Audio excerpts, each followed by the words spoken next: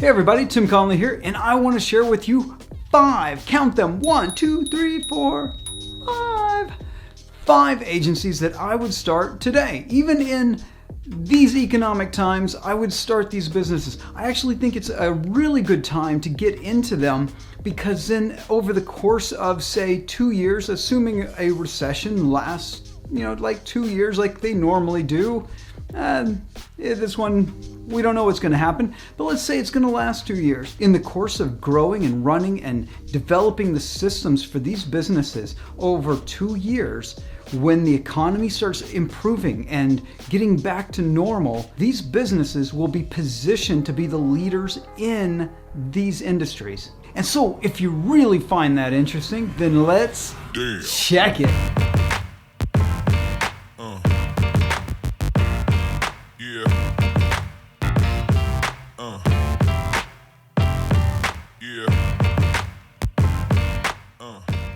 The first 3 agencies that I'm going to talk about are all inside the construction space. That's because, well, I'm already in construction and I want to just get deeper and deeper and deeper into it. Even if a recession hits, construction will slow down, spending on marketing projects will slow down, so things will get tight. I know this going in, but that still doesn't deter me from wanting to be in those spaces so that I can have all the systems like just dialed in to be ready for when the economy comes back and just starts roaring upwards again. That would be a perfect time to already have the systems figured out and have the offers figured out so that when the economy starts turning around, these agencies would just skyrocket. They would just be pulled along with the growing economy. So the first one is a brand identity business in the construction space. It's something that I've seen is lacking because most of the larger construction companies go to Madison Avenue. They go to the old school people, mostly because it's all they know. They don't have anyone in this space who can deliver high quality Madison Avenue style advertising and branding that doesn't exist. They go there to get it. What I want to do is start building this brand identity company and get it ready. This company would probably also take on web design, carry that brand into action in the digital space, and also some of the traditional stuff too. Some of the print stuff that a lot of these construction companies still use, especially like expos and conferences and seminars that they all go around doing. This company would produce all that identity material, digital and physical, for these companies. The second one is digital advertising. I would focus on digital advertising inside of the construction space, not lead gen. There's plenty of lead gen companies in the construction space. Most of them go out of business every couple of days. So they come and they go. It's a tough business to be in. There's only a handful of them that are actually doing it right and building real solid companies. I don't want to compete with them. I don't want to be in the lead gen space. I do want to be in the brand building space. So we're developing the brand identity in one agency and then actually marketing that identity for those construction companies. This would be for construction companies that were willing to invest a minimum of $10,000 a month or more into the development of ad campaigns and the managing of those ad campaigns, plus at least $10,000 a month in digital spend, preferably $20,000 or $30,000 a month in digital ad spend, and eventually getting into the space where we're taking on the work of the giant construction companies and charging in the millions to run these campaigns. The third one is a consultancy. Consultancy, agency, they run identically. Just they call each other different names, and usually not nice ones. This third agency would focus on marketing systems consulting. It would come in and set up all the systems necessary to properly handle and nurture leads.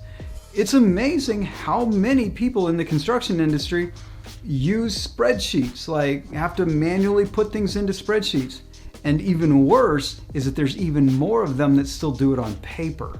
that carry around notes of who they need to call later to be able to try to close their next project. And I'm talking multi-million dollar commercial projects still run that way. There's a massive need for this marketing automation, these marketing systems that take control of handling the leads, making sure they go into the CRM, making sure they go through the CRM and delivered to the right people. And those people are able to stay on top of it, bring all the data back into the system so that proper follow-up occurs for as long as needed.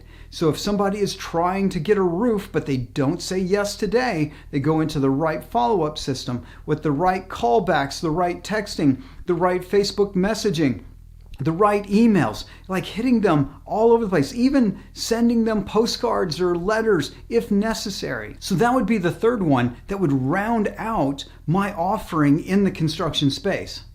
But here's the thing, it's not just about construction. There are large industries. Construction is kind of an economy to itself. Well, what other economies to themselves exist? Government? Government would be a great place. They're hard to break into. But if you can break into those spaces and offer those 3 different services, you're going to succeed. You can also do it in healthcare. Healthcare, not nearly as hard to break into as government, but still a tough nut to crack. But that's another great spot where you could come in and offer those 3 different services, build those 3 different agencies, depending on what your skill set is. I don't have the skill set to do each of those 3 agencies. I would either partner with the right people or invest in, which is what I would do. I would invest in someone who is very good at those things and help them grow.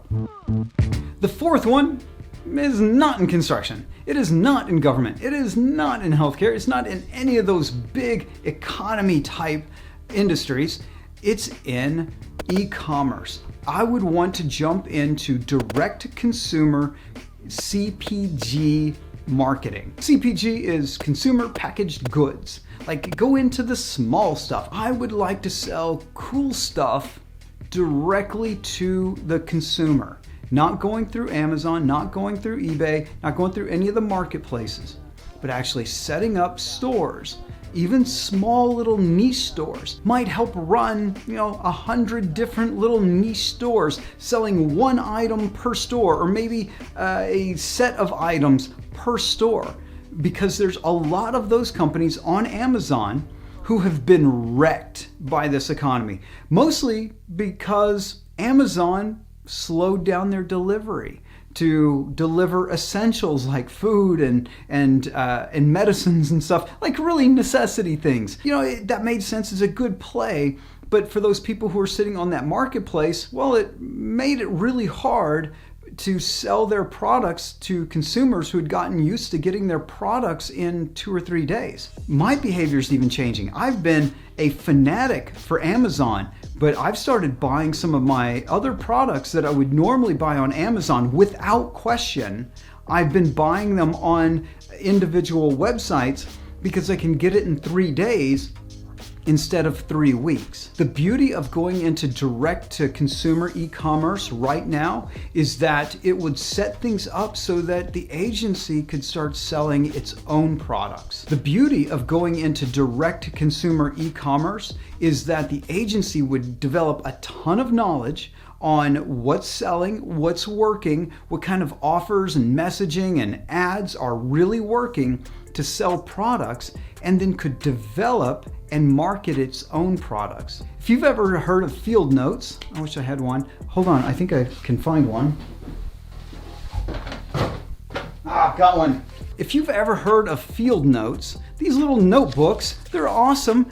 This was started by an ad agency. Ad agency decided to get into the product business. They teamed up with a designer out of Oregon who came up with the design of these little field notes, making them small, making them, just really simple and plain, and they took off. They actually created an entire notebook industry. So that was started by an ad agency that realized they had a lot of knowledge on how to sell CPGs. The fifth and final agency that I would start is a sales training company. That's not an agency, but I've already gotten into the training space and we're training on marketing and advertising. The thing that I'm missing is training on sales. So I would want to have a done with you sales training program. This is something that we're doing with marketing and advertising, a done with you training product. I would want to get into that very same thing in sales, but not necessarily just focus on the construction space, though that's a pretty good idea. That's a business model that I would want to focus on the larger market. I would not want to just focus in on a single industry. I'd want to do a sales training for a broader audience. Sure, that makes it harder to break in, but I don't need this agency to be hard hitting immediately. I can do this done with you sales training program and take my time. Those are the 5 companies that I would invest time and money into right now. Even with all the chaos that's running around, these are things that I want in, and I just don't have the time to do them all. So I'm gonna have to invest money. I'm gonna have to invest a little bit of time with the right partners to help me create these businesses, because over the next 2 years, running them lean and mean, these things are gonna be positioned for amazing success in the future. So the reality is I'm not gonna be able to just capture all that market. So if you've got the skill sets for any of those 5 businesses, well, then you should run with it. You should go after these spaces. These businesses are prime for anyone willing to stick through these really tough times and come out stronger on the other side. I hope this gives you some really good ideas on where you can focus your energies through these economic times to build your powerful agency. And with that, powerfully hit that like button and definitely subscribe, share, and do all the socials, and I'll see you in the next video.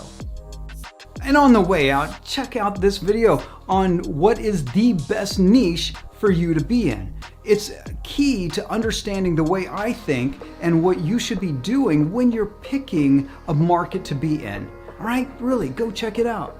And we're done.